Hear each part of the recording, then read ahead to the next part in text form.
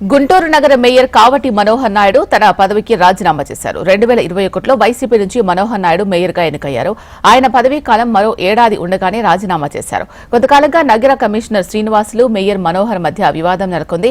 మరోవైపు ఫిబ్రవరిలో జరిగిన గుంటూరు నగరపాలక సంస్థ స్టాండింగ్ కమిటీ ఎన్నికల్లో 6 స్థానాల్లో టీడీపీ జనసేన కార్పొరేటర్లు విజయం సాధించారు. వైసీపీ కార్పొరేటర్లు కూటమిలో చేరడం ఆ పార్టీకి పరాజయం తప్పలేదు. ఈ నెల 15న స్టాండింగ్ కమిటీ సమావేశం నేపథ్యంలో మేయర్ కావటి మనోహర్ నాయుడుపై అవిశ్వాస తీర్మానం పెట్టే అవకాశం ఉంది. ఈ నేపథ్యంలో మరో ఏడాది పదవీ కాలం ఉండగానే మనోహర్ నాయుడు రాజీనామా చేశారు.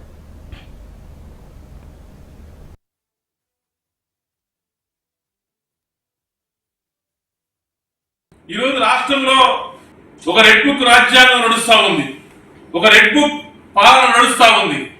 ఈరోజు విద్యాశాఖ మంత్రి లోకేష్ గారి యొక్క నాయకత్వంలో ఈరోజు వైఎస్ఆర్ కాంగ్రెస్ పార్టీ ప్రజాప్రతినిధుల్ని అణిచివేయాలి, వాళ్ళ అధికారాలను మొత్తం లాక్కోవాలి, వాళ్ళని హ్యాండిక్యాప్డ్ చేయాలి, వాళ్ళ వ్యవస్థని పూర్తిగా నిర్వీర్యం చేయాలి అనేటువంటి ఉద్దేశంతో